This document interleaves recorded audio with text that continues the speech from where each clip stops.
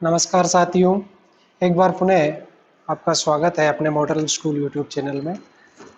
कल हमने डिस्कस किया था, जो प्रीवियस क्लास थी उसमें मेटल की जो केमिकल प्रॉपर्टीज़ है उसके बारे में हमने बहुत कुछ स्टडी कर लिया है। और उसमें लास्ट अपना एक टॉपिक रह गया था कि मेटल की reaction with metal other metallic salt के साथ, कि अगर ऑलरेडी किसी मेटल का किसी कोई साल्ट है उसके साथ दूसरी मेटल का बिहेवियर किस टाइप में रहेगा, तो उसका हम थोड़ा आगे बढ़ते हैं। तो we will discuss now how the metal react with others metallic salt. तो ये अपना प्रीवियस रिवीजन है, एक तरीके से रिवीजन है, क्योंकि ये हम पहले डिस्कस कर चुके हैं फर्स्ट चैप्टर में कि डिस्प्लेसमेंट रिएक्शन हमने पढ़ी थी। तो यहाँ पर ये एक डिस्प्लेसमेंट रिएक्शन का एग्जाम्पल है कि कोई साल्ट सॉल्यूशन है, किसी भी मेटल का मेटेलिक साल्ट सॉल्यूशन है, उसके साथ दूसरी किसी सिंगल मेटेलिक एलिमेंट का क्या बिहेवियर रहेगा वो हम इसमें देख लेते हैं। तो यहाँ पर आप 7th क्लास से पढ़ते आ रहे हैं कि मेटल और नॉन मेटल के बारे में, जहाँ पर एक वर्ड मैंने सुना होगा आप सबने कि मोर रिएक्टिव और लेस रिएक्टिव। कुछ मेटल्स दूसरी मेटल्स के कंपैरिजन में मोर रिएक्टिव होती है, कुछ लेस रिएक्टिव होती है। तो यहाँ पर भी यही है कि कोई metal as you think a metal a है जो कि जैसे फेरस है या आयरन है, और दूसरा जो कॉपर सल्फेट का सॉल्यूशन है उसमें आयरन की जो भी कोई मेटेलिक पार्ट आप डाल देंगे तो वो क्या करेगा, वहां पर फेरस सल्फेट का फॉर्मेशन करेगा, नया कंपाउंड बन जाएगा और कॉपर को वहां से प्रिसिपिटेट कर देगा, उसको वहां से रिमूव कर देगा।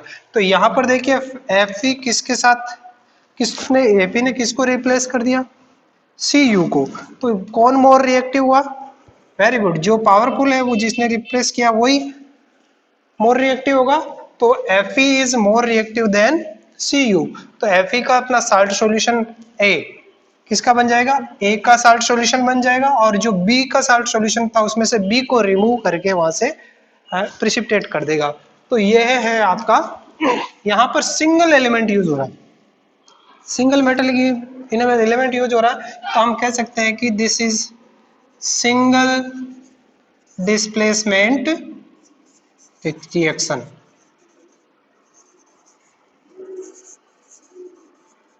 ओके, अब सिंगल सिंगल नहीं लिखे तो हम इसको नॉर्मली क्या कह सकते हैं, डिस्प्लेसमेंट रिएक्शन।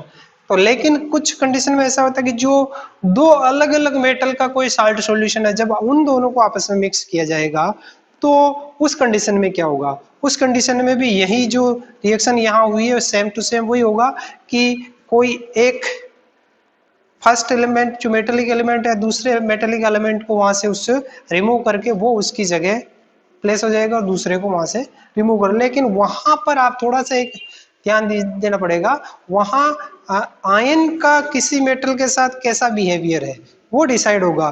कोई आयन किसी अदर एलिमेंट या मेटल के साथ मोर रिएक्टिव है तो वो उसके साथ जाने की कोशिश करेगा। तो इस कंडीशन में आयंस का डिस्प्लेसमेंट होगा कि इस साल्ट सॉल्यूशन या मेटेलिक साल्ट सॉल्यूशन में से इस केटाइन या एनाइन का उस अदर मेटल के साथ कैसा बिहेवियर उसके साथ जाना पसंद करेगा, तो वो उसके साथ ऐड होके इस तरह आयनों का एक्सचेंज होगा, डबल दो तरह के आयन है ना। तो इस कंडीशन में क्या होगा कि दो आयंस या दो साल्ट यूज हो रहे हैं, दो मेटेलिक साल्ट, एक तो सिल्वर नाइट्रेट का है, एक NaCl यानी सोडियम क्लोराइड का है। तो इस कंडीशन में क्या होगा कि जब ये आयंस में कन्वर्ट होगा तो नाइट्रेट जो है आयन है वो Na से ज्यादा कनेक्ट होने की कोशिश करेगा और क्लोराइड Hg यानी सिल्वर से। तो इस तरीके से यहाँ पर डबल आयंस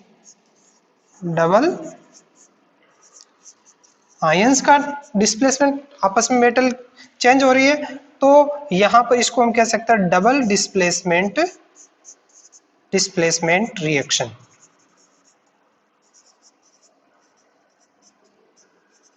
ठीक है, तो यहां पर किस Ag का तो Ag क्लोराइड यानी सिल्वर क्लोराइड बन गया, और सोडियम ने क्या है, सोडियम नाइट्रेट का। और ये आपका जैसे ही इसमें मिक्सअप करोगे दोनों साल्ट को, तो वहां उस टेस्ट ट्यूब के जो बॉटम में है आपको व्हाइट व्हाइट पीपीटी, पीपीटी यानी सॉलिड पार्टिकल्स सब्सटेंस नजर आएगा। तो उसको हम कह सकते हैं प्रिसिपिटेट, है ना। तो इस तरीके की जो रिएक्शन होगी as a double displacement reaction भी है वो, और प्रिसिपिटेशन रिएक्शन का भी एक बहुत ही अच्छा एग्जाम्पल है। तो दोनों का एग्जाम्पल हो सकता है ये रिएक्शन आप अच्छी तरह याद रखिए कि ये दो तरह की टाइप्स की रिएक्शन का आपका बेस्ट एग्जाम्पल हो सकता है, जिसमें ये डबल डिस्प्लेसमेंट रिएक्शन का भी एग्जाम्पल हो सकता है और ये प्रिसिपिटेशन रिएक्शंस का भी। कोई भी एक प्रिसिपिटेशन रिएक्शन का आप एग्जाम्पल लिखिए तो वहाँ आपको ये लिख सकते हैं, और वहाँ पर ये एकदम कंप्लीट आपका वो पोर्शन राइट हो जाएगा। तो इस तरीके से तो मेटेलिक ऑक्साइड में या मेटेलिक साल्ट में more reactive metal less reactive metal को उस कंपाउंड से डिस्प्लेस कर देती है और सेल्फ उसके साथ अटैच हो जाती। तो इस टाइप की रिएक्शंस को हम कह सकते हैं डिस्प्लेसमेंट रिएक्शन। तो अब हमने देखा है, स्टडी कर रहे हैं तो कल भी कि इनमें से नॉर्मली जेडन आप देखिए मोर रिएक्टिव है किससे, Fe से, है ना। जेडन Fe से ज्यादा रिएक्टिव है, Fe Cu से ज्यादा रिएक्टिव है, मोर रिएक्टिव है, और Cu Ag से यानी सिल्वर से ज्यादा। ये एक सीक्वेंस बन गई है। तो यहाँ पर मैं लिख लूँ, जैसे एक एग्जांपल ले लेते हैं, आपको थोड़ा और समझ में आ जाएगा इसमें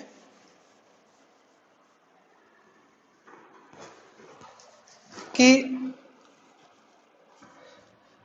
एक तो जेडन ले लिया और फेरस सल्फेट का कोई साल्ट मेटेलिक साल्ट सॉल्यूशन है। तो अब देखिए यहाँ पर देखिए कौन ज्यादा रिएक्टिव है, मोर रिएक्टिव कौन है, जेडन। तो ये इसको डिस्प्लेस कर देगा, ठीक है। और इससे क्या बन जाएगा, जेडन SO4 बन जाएगा और इस Fe को वहां से रिमूव करके हटा देगा। तो इस तरीके से ये मोर रिएक्टिव, लिख दीजिए more reactive metal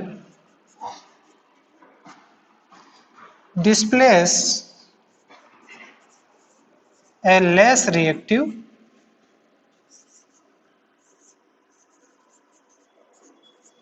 metal from। तो हमने अभी बात कर ली कि ये metal from its salt solution.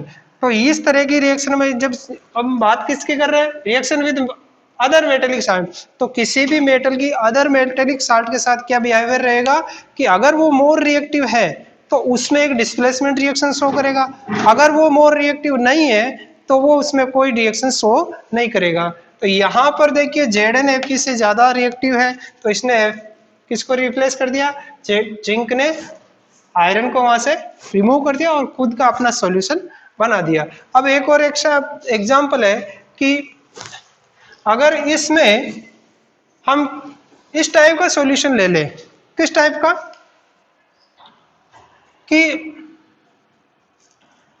Ag ले लें प्लस कॉपर सल्फेट का सॉल्यूशन ले लें, तो क्या होगा, क्योंकि हमें पता है कि ये सिल्वर जो है वो सबसे लेस रिएक्टिव में माना गया है, लेस रिएक्टिव मेटल है, और ये मोर रिएक्टिव है। तो जब आप कॉपर सल्फेट के सॉल्यूशन में आए सिल्वर का कोई छोटी सी थिन प्लेन पट्टी ले लेंगे, अगर उसमें डिप करेंगे तो वहां कोई रिएक्शन शो नहीं होगी, एज इट जो सिल्वर सिल्वर रहेगा, कॉपर सल्फेट का ब्लू कलर का जो सॉल्यूशन होता है वो ब्लू कलर ही रहेगा। तो वहां क्या होगा, no reaction.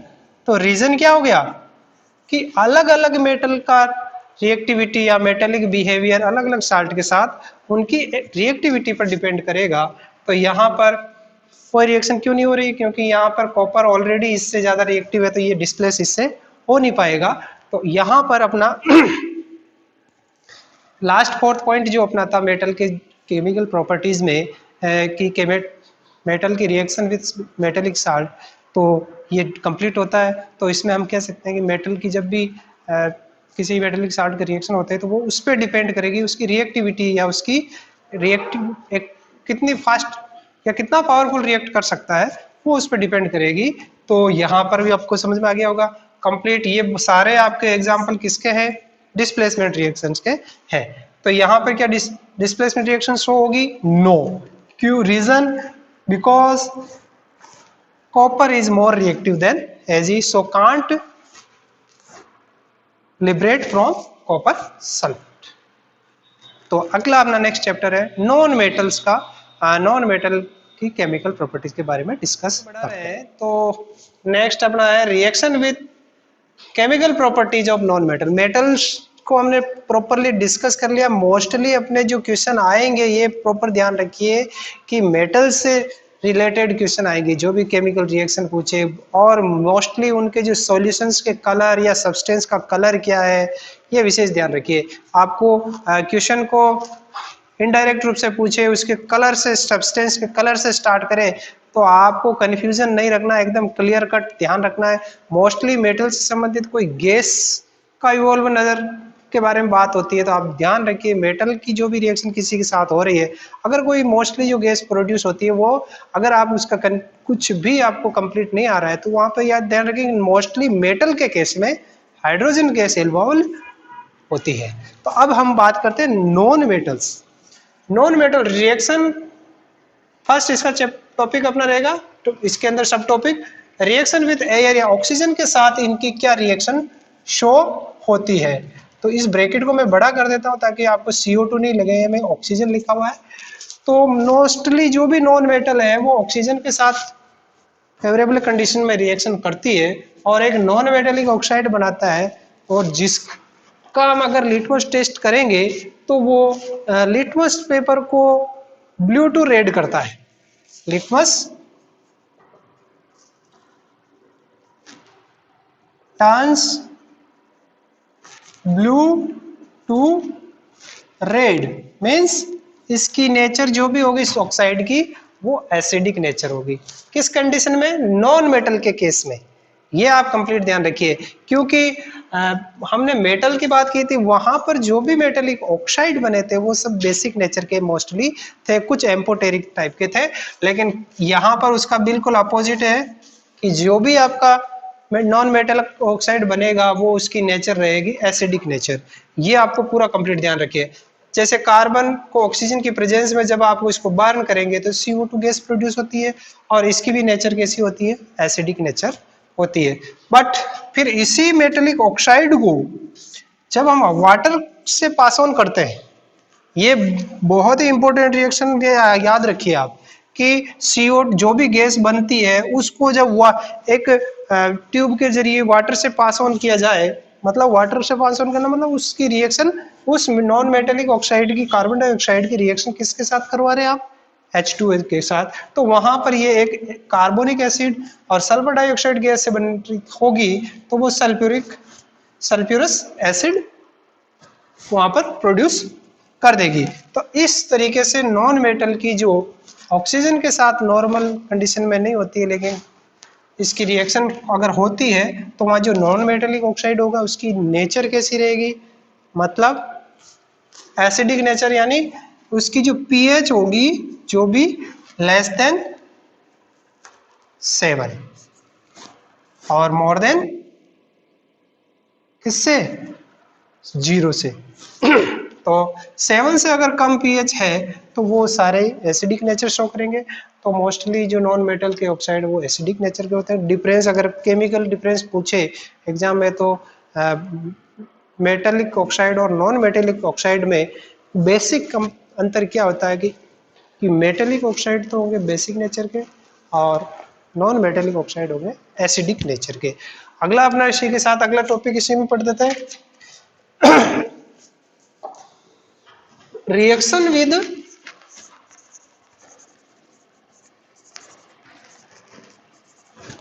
Water. Non metal की रिएक्शन विद वाटर मोस्टली क्या होता है, ये कोई रिएक्शन शो नहीं करते, नो रिएक्शन। मैं नॉन मेटेलिक ऑक्साइड की बात नहीं कर रहा हूं, डायरेक्ट मेटल की, नॉन मेटल की रिएक्शन किसके साथ करवाए अगर वाटर से, तो कोई रिएक्शन शो नहीं करते। ये अपना टॉपिक खत्म हो गया इसी के साथ। थर्ड इसी में reaction with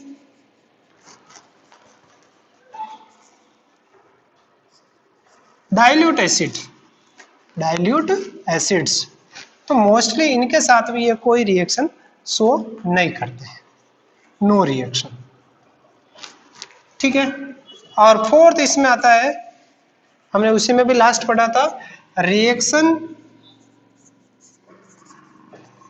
with non metallic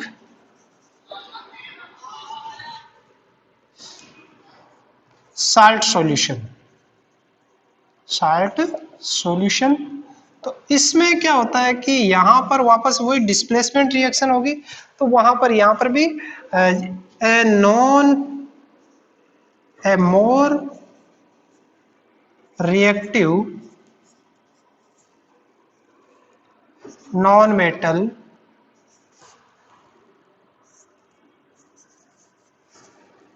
displace कर सकता है, डिस्प्लेस ए लेस रिएक्टिव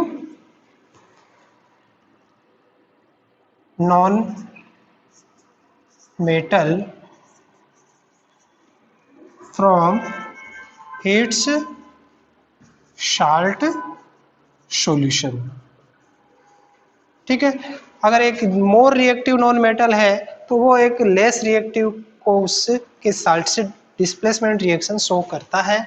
इसका एक अच्छा एग्जांपल आप देख लीजिए कि जब सोडियम ब्रोमाइड की रिएक्शन क्लोरीन से करवाई जाए, ठीक है, तो ये क्या करता है कि ये मोर रिएक्टिव है और ब्रोमीन लेस रिएक्टिव है, तो ये इसको डिस्प्लेस कर देगा। तो यहाँ पर बन गया आपके NaCl और ब्रोमीन को इसने डिस्प्लेस कर दिया। तो ये भी एक सिंगल डिस्प्लेसमेंट रिएक्शन की एक अच्छा एग्जांपल है। अब इसको आप बैलेंस आप अच्छी तरीके से कर सकते हैं, कोई दिक्कत नहीं। जिस रिएक्टेंट और प्रोडक्ट में जिसके एटम्स की संख्या ज़्यादा है उसको चेक कर लीजिए। Cl यहाँ 2 है तो इधर Cl, क्लोरीन के भी 2 एटम होने चाहिए, तो मैं यहाँ कर देता हूँ, तो 2 क्लोरीन हो गए, अब 2 Na हो गए, तो इसको भी 2 Na करना पड़ेगा, तो ये भी 2 Na होगा, 2 NaBr। अब Br ब्रोमीन भी 2 हो गए, तो इसको भी या Br2, क्योंकि Br सिंगल नहीं रह पाता है। तो इस तरीके से अपना ये पूरा टॉपिक खत्म हो जाता है, और इसी के साथ अपना आगे बढ़ते हैं कि जो अपना रिएक्टिविटी सीरीज है उसको कंप्लीट कर लेते हैं, क्योंकि वो बहुत ही ज़रूरी है। रिएक्टिविटी सीरीज आपको याद रखनी है कंप्लीट, इसको एकदम सीरीज वाइज, कोई भी एलिमेंट बीच में से मिस नहीं होना चाहिए, कंप्लीट होना चाहिए। समझ में आ गया? तो आगे बढ़ते हैं अपने नेक्स्ट टॉपिक, इसका है रिएक्टिविटी सीरीज। डिस्कस कर लेते हैं अपने रिएक्टिविटी सीरीज के बारे में। और रिएक्टिविटी सीरीज पर डिस्कस करने की ऐसी कोई डिटेल में कोई जरूरत भी नहीं है, लेकिन ये हम डिस्कस कर चुके हैं, क्योंकि अभी हमने मेटल्स की अलग अलग जैसे ऑक्सीजन के साथ रिएक्शन कैसी शो की, और जैसे उसने वाटर के साथ और डाइल्यूट एसिड के साथ और उसकी मेटेलिक साल्ट के साथ कैसी कैसी रिएक्शन, उससे भी हम इसकी एक सीरीज बना सकते हैं, हमने अभी डिस्कस किया था। तो ये एक ऐसी सीरीज है कि जिसको आपको याद करना पड़ेगा, ठीक है ना, इसका कोई ऑप्शन नहीं है, आपको याद करनी पड़ेगी कंप्लीट।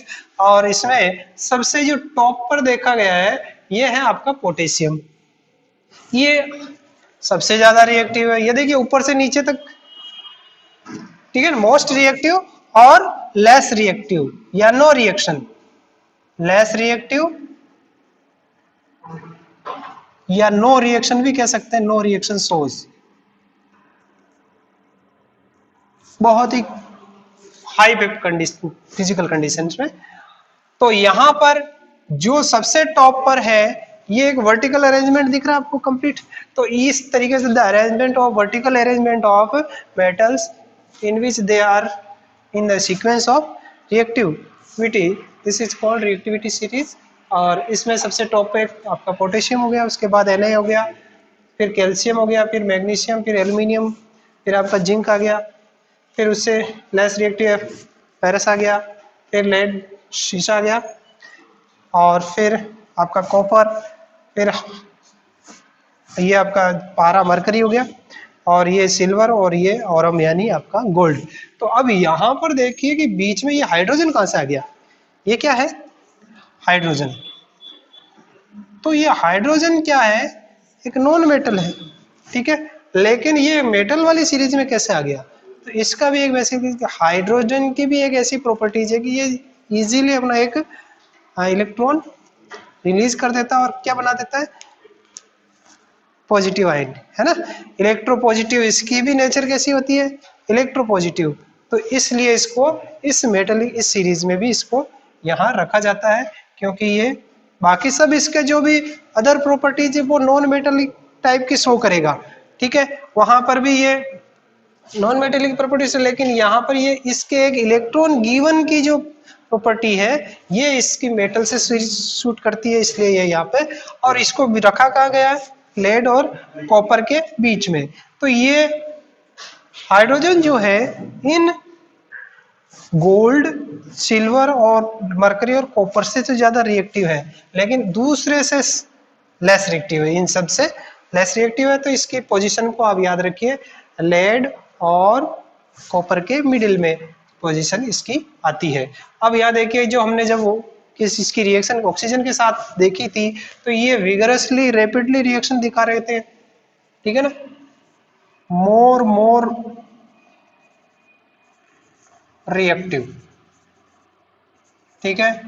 यहां पर फिर आगे हम जब बढ़े थे एल्यूमिनियम से जिंक तक, तो जब इनकी रिएक्शन नॉर्मल कोल्ड वाटर के साथ हो रही थी इनकी, ठीक है, ये हमने डिस्कस कर चुके हैं, आप याद करिए, रिमाइंड कीजिए, रिकॉल दैट यहाँ पर कोल्ड वाटर से रिएक्शन हो रही है आउटर ऑक्सीजन से, लेकिन यहाँ पर आपका हॉट वाटर यूज हो रहा था, ठीक है ना, हॉट वाटर। और फिर आगे आप देखेंगे जब कॉपर और इनकी बात करेंगे वहां तो हॉट वाटर से भी क्या जिंक आपका स्टीम भी यूज हो रहा था, है ना।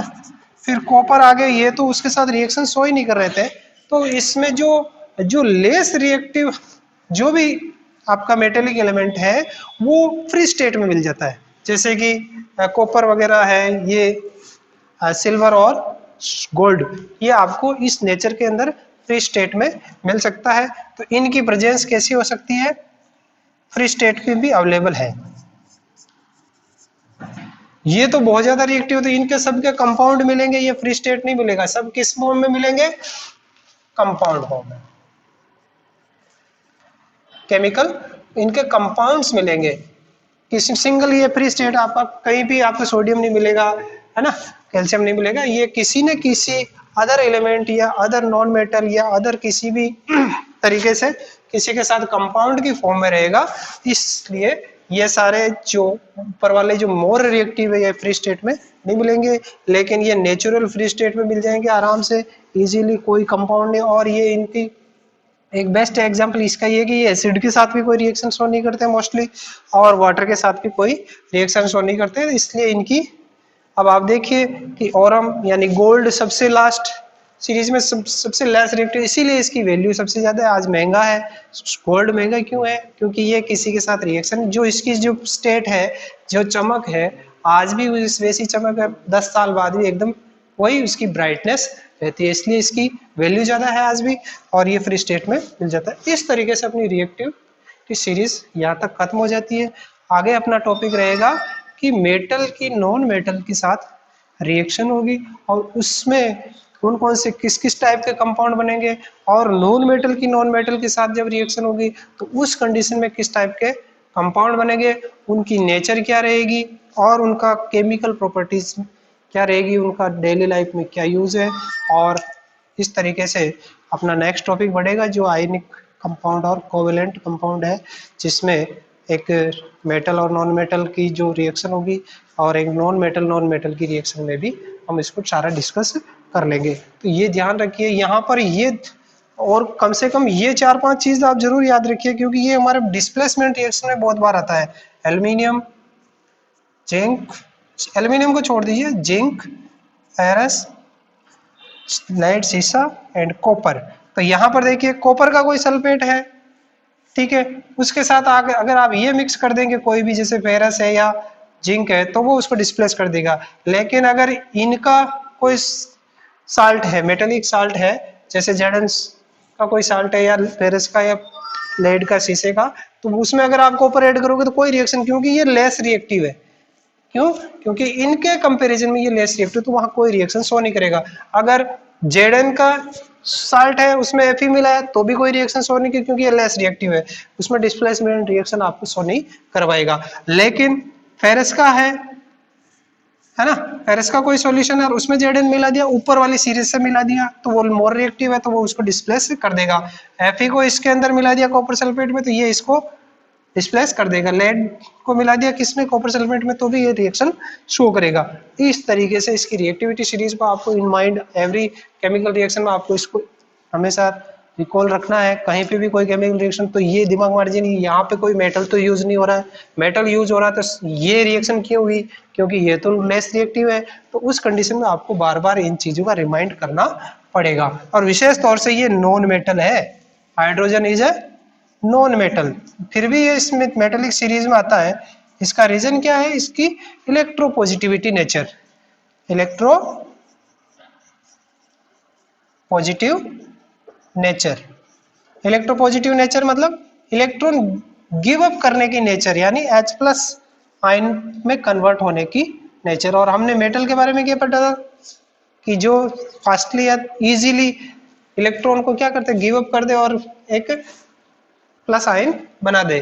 तो यहाँ पर ये इसकी भी एक चंचल बोल सकते हैं, बहुत अच्छा वर्ड है ये। कभी तो नॉन मेटल की तरह बिहेव करता है, कभी मेटल की तरह बिहेव करता है, तो इसका कोई फिक्स नहीं है, कभी नॉन मेटल में शामिल कर लिया जाता है। बट यहाँ पर इसकी केवल एक और एक ये इलेक्ट्रोपॉजिटिव नेचर की वजह से इसको नॉन मेटल होते हुए भी मेटेलिक रिएक्टिविटी सीरीज में इसको प्लेस किया गया है। तो इसको याद रखिए। यहाँ पर ऊपर से नीचे डिक्रीजिंग ऑर्डर है, ये ध्यान रखिए।